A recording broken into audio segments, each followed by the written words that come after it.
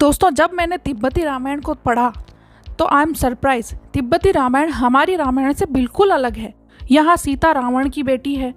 इस रामायण में सारे कैरेक्टर एक दूसरे को पत्र लिखते हैं। लक्ष्मण राम के बड़े भाई होते हैं। इसी तरह के काफ़ी सारे सरप्राइजिंग फैक्ट्स हैं तिब्बती रामायण। क्यों तिब्बत की रामायण अलग है, जिसमें सीता रावण की बेटी और राम दशरथ के छोटे बेटे हैं। आइए जानते हैं तिब्बती रामायण से जुड़े कुछ इंटरेस्टिंग फैक्ट्स। तिब्बती रामायण भारतीय रामायण से कुछ अलग है। तिब्बत में रामायण के तिब्बती वर्जन की पांडुलिपियां 20वीं सदी की शुरुआत में मिली। दरअसल प्राचीन समय में राम कथा वहां से भारत आने वाले व्यापारियों और यात्रियों के जरिए वहां गई। लेकिन ये रामायण असल वाली वाल्मीकि रामायण से बहुत कुछ अलग है, जिसमें बहुत कुछ ऐसा है जो कि हैरान कर देता है। रामायण के तिब्बती वर्जन की खोज 1929 में F.W. थॉमस द्वारा की गई। एक शाही रामायण है। दरअसल ये रामायण दक्षिण पूर्व एशिया के राजाओं के बीच लोकप्रिय है। तिब्बत में इस रामायण की पांडुलिपियां एक गुफा में मिली। इसके आधार पर पता लगा कि तिब्बती रामायण में राम सीता की कहानी कुछ अलग सी है। मसलन सीता का असल पिता रावण था। उसे पहले ही बता दिया गया था कि इस बेटी के कारण उसे जान से हाथ धोना पड़ेगा। रामायण एक हिंदू महाकाव्य है जो लगभग 300 वर्ष पुराना है। पूर्वी एशिया, दक्षिण पूर्व एशिया, दक्षिण एशिया और पश्चिम एशिया में रामायण के 30 से ज़्यादा संस्करण हैं। खुद भारत में जैन रामायण और बौद्ध रामायण अलग अलग तरह की कहानियाँ कहती हैं। रामायण का सबसे पुराना संस्करण संस्कृत में है, जिसका श्रेय ऋषि नारद को दिया जाता है। नारद ने ये कहानी वाल्मीकि को बताई, जिन्होंने फिर वाल्मीकि रामायण की रचना की, जो रामायण का सबसे पुराना वर्जन है। 20वीं सदी की शुरुआत में चीन के शिनजियांग प्रांत में सिल्क रूट के पूर्वी छोर पर एक पुरातात्विक स्थल दुनहुआंग की मोगाव गुफाओं में रामायण के अंशों वाली 6 अधूरी पांडुलिपियां मिली। ये तिब्बती भाषा में लिखी गई थी, जो 8वीं शताब्दी की मानी गई है। ये शाही रामायण की प्रारंभिक शैली से संबंधित है, जो भारत के बाद के भक्ति रामायणों के विपरीत दक्षिण और दक्षिण पूर्व एशिया के राजाओं के बीच लोकप्रिय थी। यहाँ दशरथ अहर्तों यानी कि बौद्ध संतों की पूजा करते हैं। उन्हें बच्चे नहीं हो रहे होते हैं, जो देवताओं द्वारा एक फूल दिया जाता है। ये फूल यह कहकर दिया जाता है कि ये तुम अपनी प्रिय रानी को दे देना, उससे संतान पैदा होगी। ये फूल दशरथ प्रमुख छोटी रानी को देते हैं। छोटी रानी पुत्र राम को जन्म देती हैं, लेकिन उससे कुछ दिन पहले ही बड़ी रानी लक्ष्मण को जन्म देती हैं। इस तरह ये रामायण ये कहती है कि लक्ष्मण बड़े भाई होते हैं और राम छोटे। ये रामायण भरत और शत्रुघ्न के बारे में कोई चर्चा नहीं करती। राजा दशरथ ये तय करने में असमर्थ रहते हैं कि राजा किसको बनाया जाए। छोटी रानी के बेटे राम को राजा चुना जाता है, लेकिन वह लक्ष्मण के लिए राजगद्दी छोड़ देते हैं। हालांकि लक्ष्मण भी इसको स्वीकार नहीं करते। बदले में राम की पादुकाएं सिंहासन पर रखते हैं और खुद मंत्री बनना चुनते हैं।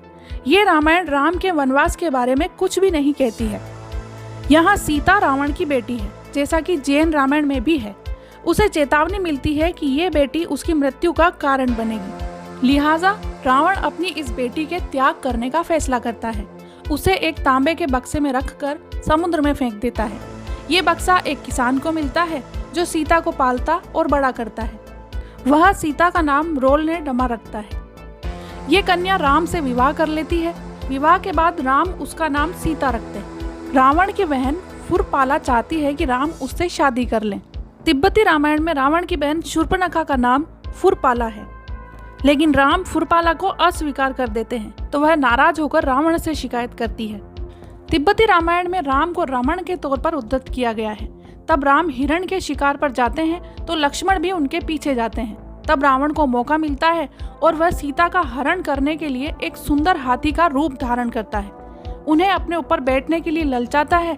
फिर वह घोड़े का रूप धारण कर लेता है। सीता दोनों ही बार जब मना कर देती है, तो वह सीता को जमीन समेत उखाड़कर अपहरण कर लेता है। वह सीता को इसलिए नहीं छूता क्योंकि उसको डर है कि सहमति के बगैर छूने पर वह आग की लपटों से घिर जाएगा।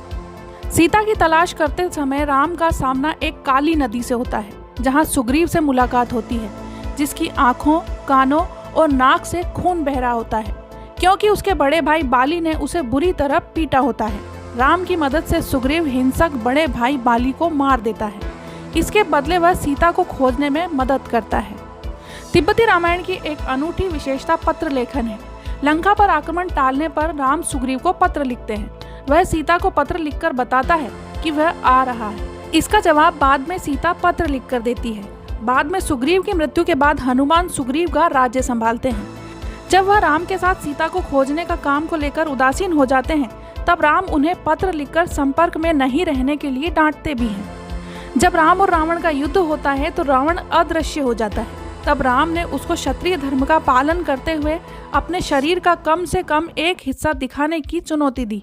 तब रावण केवल अपने दाहिने पैर का अंगूठा प्रकट करता है। इससे राम ये पता लगाने में सक्षम हो जाते हैं कि उसके 10 सिर कहाँ होंगे। वे सारे सिरों को खत्म कर देते हैं। तिब्बती रामायण में राम सीता की पवित्रता पर संदेह करते हैं, उन्हें महल से बाहर भेज देते हैं। तब हनुमान सीता की बेगुनाही को लेकर बहस करते हैं। राम इससे सहमत होते हैं और सीता को वापस बच्चों के साथ महल में लेकर आ जाते हैं। फिर वो खुशी खुशी एक साथ रहने लगते हैं। दोस्तों, ये थी तिब्बती रामायण, जिसे हमने बहुत ही शॉर्ट रूप में बताने की कोशिश की है, जो कि हमारी पौराणिक रामायण से बहुत अलग है। आपको ये जानकारी कैसी लगी कमेंट करके ज़रूर बताएं। वीडियो पसंद आया तो उसे लाइक और शेयर करें, और चैनल पर नए हैं तो चैनल को सब्सक्राइब करें और पास दिए बेल आइकन को ज़रूर दबाएं ताकि इसी तरह के और वीडियोस की जानकारी आपको मिलती रहे।